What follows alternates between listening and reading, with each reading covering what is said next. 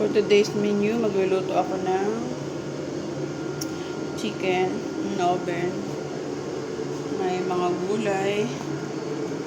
Ayan. Gawa na ako ng sauce. Ilagay ko na yung tomato paste.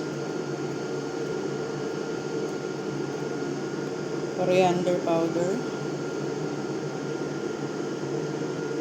Paprika, kamun,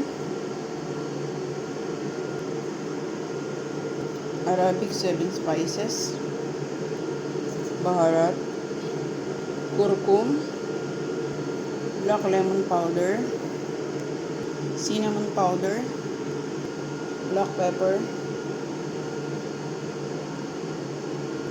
salt,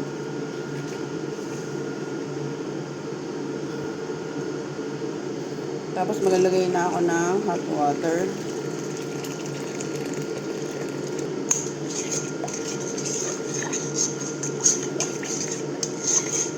Pwede nyo rin siyang lagyan ng chicken cubes, Maggi cubes.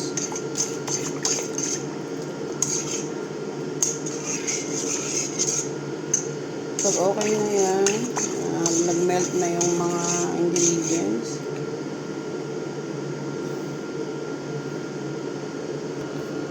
Ito naman yung aking mga gulay. Ayan, sibuyas, kamatis. Tapos ito yung mushroom.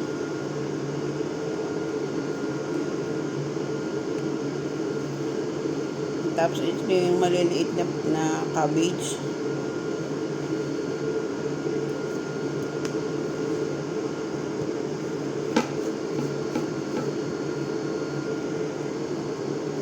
Ayan.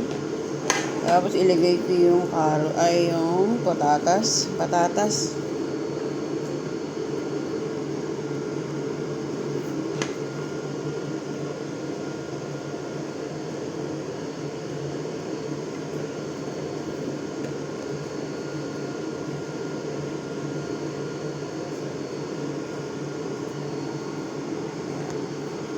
Tapos kung mailagay yung mga gulay, pwede ko nang ilagay yung manok.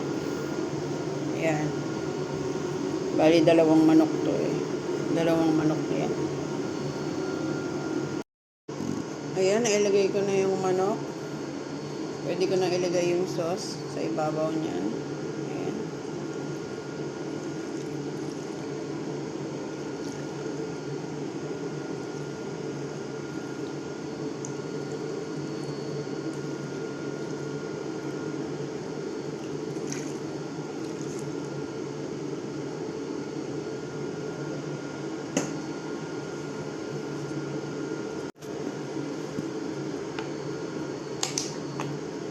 Lalagay ko siya sa oven, 220 temperature.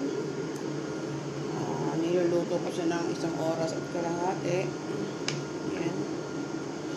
Hanggang sa pag okay na yung manok, ayan. Tinatakpan ko to ng aluminum. Ayan, aluminum na. Nilalagay ko siya yung ibabaw niya. Dagdagan ko ulit ng sauce. Kasi gusto nila dito i-saucy. Dahil may mga bata. Gusto nila yung sabaw.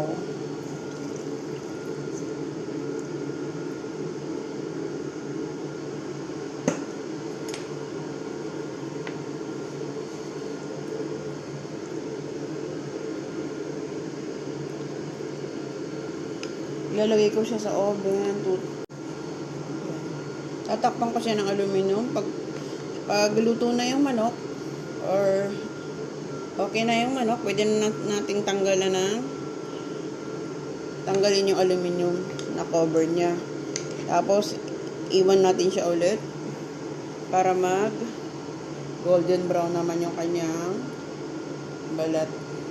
Pag golden brown na siya, okay na yun. Luto na siya. Yan po yung aking chicken bake in oven. Ayan, luto na siya. Ganyan, no? Golden brown na yung kanyang balat ng manok. So, ayan. Okay na siya. Chicken bake in oven with vegetable. Arabic version.